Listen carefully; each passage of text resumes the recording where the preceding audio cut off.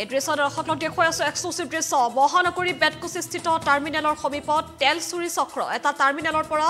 অহা টেংকাৰসমূহৰ পৰা দৈনিক চুৰি হয় হাজাৰ হাজাৰ লিটাৰ পেট্ৰল ডিজেল গড়চুক আৰক্ষীৰ চকুৰ আগতে এই ঘটনা ঘটি আহিছে সম্পূৰ্ণ নীৰৱ ভূমিকা গ্ৰহণ কৰাৰ অভিযোগ উত্থাপন হৈছে হাজোৰ এটা তেল চুৰি চক্ৰ সক্ৰিয় হৈ আছে এই টাৰ্মিনেলৰ সমীপত সামগ্ৰিক তথ্যসমূহ জানিবৰ বাবে অধিক তথ্যৰ বাবে আমি পোনপটীয়া সম্প্ৰচাৰত সংযোগ স্থাপন কৰিছো আমাৰ সাংবাদিক সৌৰভৰ সৈতে সৌৰভ আপোনাৰ কাষলৈ আহিছো এক ভয়ংকৰ ঘটনা সংঘটিত হৈছে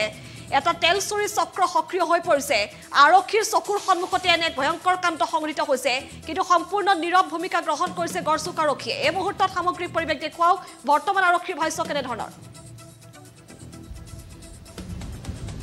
নিশ্চিতভাৱে যে আমি এই মুহূৰ্তত ক'ব লাগিব যে এটা তেল চুৰি চক্ৰ সক্ৰিয় হৈ পৰা দেখিবলৈ পোৱা গৈছে আৰু মই এই মুহূৰ্তত বেতকুচিত যিহেতু উপস্থিত আছোঁ আৰু বেতকুচিৰ যিটো আচলতে ইণ্ডিয়ান অইলৰ টাৰ্মিনেল আছে এই টাৰ্মিনেলৰ কাষতে এই ঘটনা সংঘটিত হৈছে এই টাৰ্মিনেলৰ প্ৰায় 100 মিটাৰ আঁতৰতে ইতিমধ্যে প্ৰায় প্ৰতিখন টেংকাৰৰ পৰা 20ৰ পৰা 40 লিটাৰ বা 50 লিটাৰকৈ তেল কাটি ৰখাৰ অভিযোগ উত্থাপন হৈছে ইতিমধ্যে আজি পুৱাৰ পৰা আমি সেই বিষয়টোক লৈ ইতিমধ্যে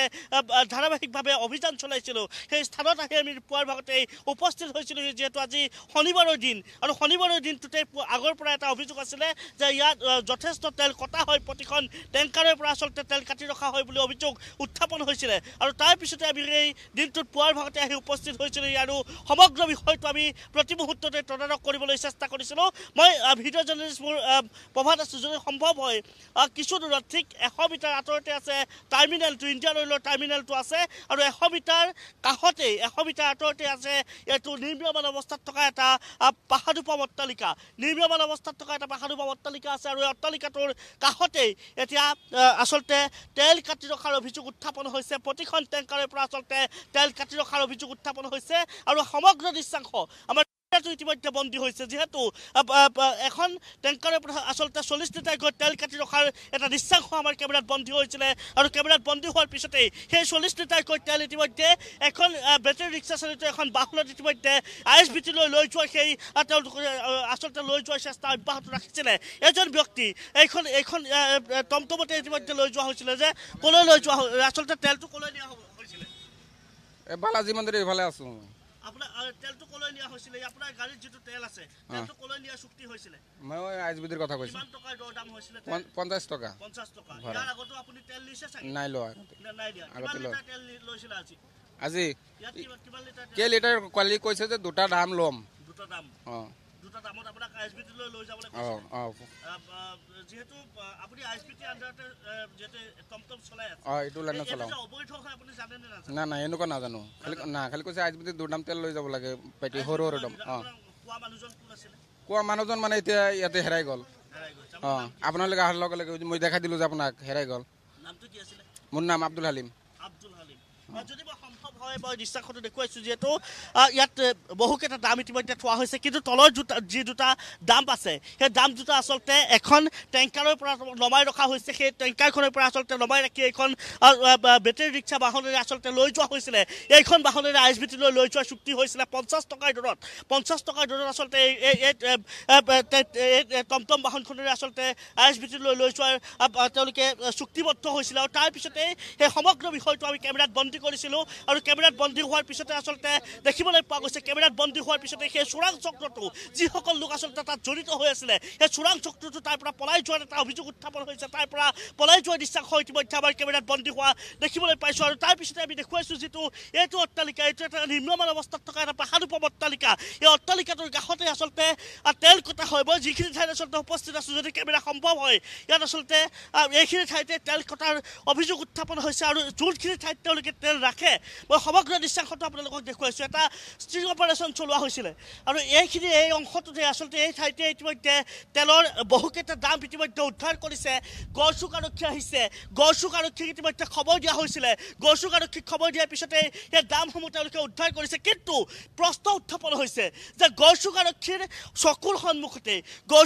চকুৰ সন্মুখতে কেনেদৰে আচলতে এই ঘটনা সংঘটিত হ'বলৈ পালে বা বৰ্তমান মুহূৰ্তত যিটো ঘটনা সংঘটিত হৈ আছে এইটো আজি নহয় বাৰে বাৰে প্ৰশ্ন উত্থাপন হয় বেতকুছিৰ টাইমিনিঙৰ কাষত তেল চুৰি চক্ৰ আছে এই তেল চুৰি চক্ৰটো যে সক্ৰিয় হৈ আছে প্ৰতি মুহূৰ্ততে যে সক্ৰিয় হৈ থাকে এই কথাটোক লৈ বাৰে বাৰে প্ৰশ্ন উত্থাপন হয় সংবাদ মাধ্যমত বাতৰি সম্প্ৰচাৰ হয় গড়চুক আৰক্ষীয়ে সেই ক্ষেত্ৰটোক লৈ আচলতে সেই বিষয়টোক লৈ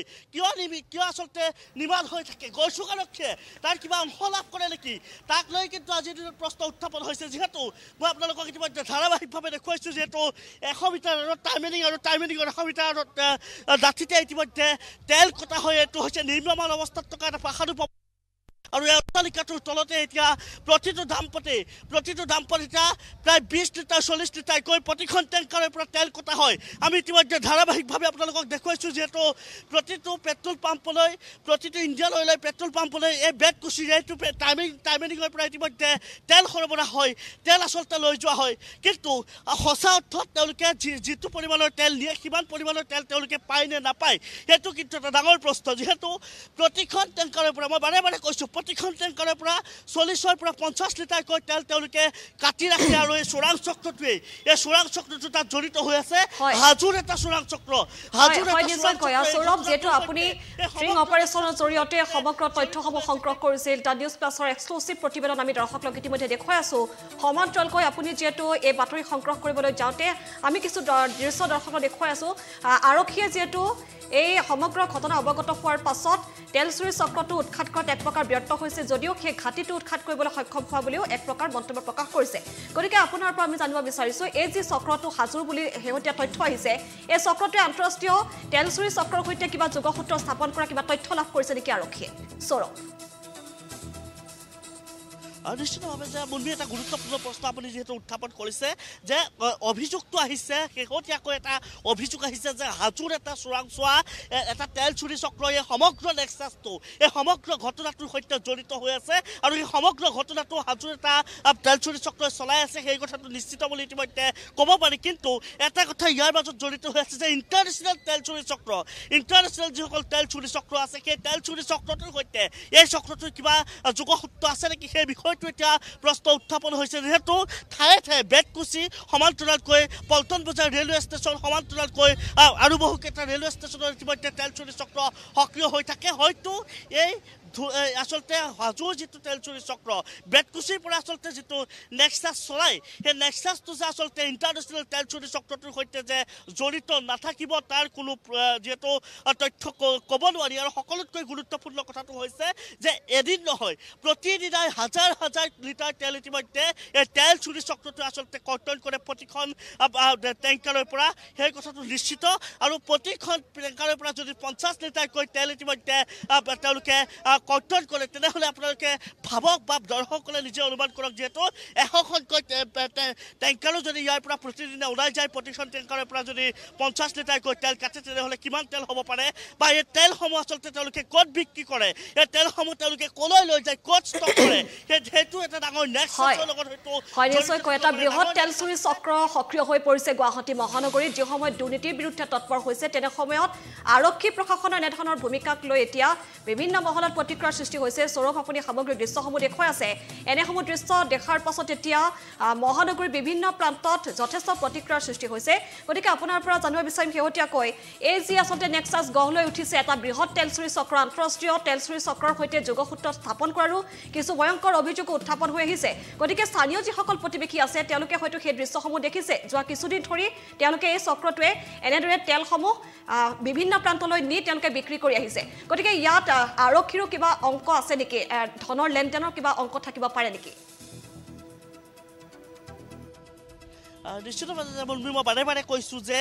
গড়চুক আৰক্ষীৰ চকুৰ আগতে এইটো ধাৰাবাহিকভাৱে এইটো নেক্সাছ চলি আছে এইটো তেল চুৰি চক্ৰ ধাৰাবাহিকভাৱে তেওঁলোকে তেল কৰ্তন কৰি আছে প্ৰতিখন টেংকাৰৰ পৰা 40-50 লিটাৰকৈ তেল তেওঁলোকে কৰ্তন কৰে আৰু তাৰপিছতো গড়চুক আৰক্ষীয়ে কিন্তু সেই বিষয়টোক লৈ অৱগত নহয় ইয়াক লৈ আচলতে প্ৰশ্ন উত্থাপন হয় যে গড়চুক আৰক্ষীলৈ এই তেল চুৰি চক্ৰটোৰ পৰা কিমান অংশ যায় সেইটোক লৈ এটা ডাঙৰ প্ৰশ্ন উত্থাপন হৈছে বা গড়চুক আৰক্ষীৰ চকুৰ সন্মুখতে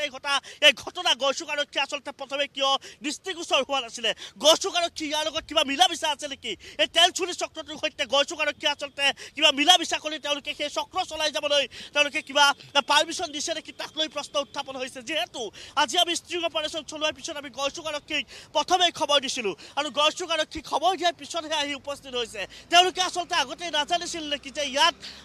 কেনেধৰণে তেল চুৰি চক্ৰ চলে বা ইয়াত আচলতে তেল চুৰি চক্ৰ চলে নে নচলে যিহেতু হাজাৰ হাজাৰ টেংকাৰ এইটো ৰাজপথৰ যিটো ছাৰ্ভিচ ৰোড আছে ছাৰ্ভিচ ৰোডত থিয় কৰি ৰখা হয় ইয়াত থিয় কৰি ৰখাৰ আৰু ৰহস্য কি আজি আমি ইতিমধ্যে ফাদিল কৰিছোঁ আৰু সেই ফাদিল কৰাৰ পিছত তেওঁলোকে গড়চুক আৰক্ষীৰ আজিহে কিয় আচলতে দৃষ্টিগোচৰ হ'ল বা আজিহে আচলতে কিয় গড়চুক আৰক্ষীয়ে খবৰ পালে সেয়া কিন্তু ডাঙৰ প্ৰশ্ন কিন্তু এই চক্ৰটো চলাই যোৱাৰ আঁৰত কিন্তু গড়চুক আৰক্ষীৰ কিছু হাত থাকিব পাৰে সেই কথা নিশ্চিত যে আপুনি যিটো প্ৰশ্ন উত্থাপন কৰিছে মুনবীৰ হয়তো ইয়াৰ কিছু অংশ ধন গড়চুক আৰক্ষীয়ে লাভ কৰিব পাৰে সেইবাবে হয়তো গড়চুক আৰক্ষীৰ চকুৰ সন্মুখত এনেদৰে ধাৰাবাহিকভাৱে তেওঁলোকে এই চোৰাং চক্ৰটো চলাই যাব পাৰিছে এয়া কিন্তু এটা ডাঙৰ প্ৰশ্নবোধক হিচাপে থিয় দিছে আজিৰ এই বিষয়বস্তুটোৰ ওপৰত ধন্যবাদ জনাইছো সৌৰভ সামগ্ৰিক কথাখিনি সুন্দৰকৈ জনোৱাৰ বাবে আৰু ষ্ট্ৰিং অপাৰেশ্যন আছিল দ্য নিউজ প্লাছৰ আমি তথ্য সহকাৰে দৰ্শকক দেখুৱাইছো ইতিমধ্যে বাতৰি সম্প্ৰচাৰ হোৱাৰ পাছতে আৰক্ষীৰ গালৰি গড়চুক আৰক্ষীয়ে তাৎক্ষণিকভাৱে সেই স্থানত উপস্থিত হৈ সেই চক্ৰটোৰ বিৰুদ্ধে অভিযান চলাইছে যদিও কোনো ধৰণৰ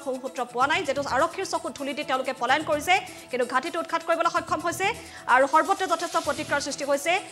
আৰক্ষীৰ জ্ঞাতসাৰী সংঘটিত হৈ আহিছিল নেকি এনেধৰণৰ চোৰাং তেলৰ খৰপৰা তাক লৈও যথেষ্ট প্ৰশ্নৰ সৃষ্টি হৈছে সমগ্ৰ বিষয়টো যাতে তদন্তৰ আওতাত আহে তাৰো দাবী জনাইছে এতিয়া সচেতন মহলে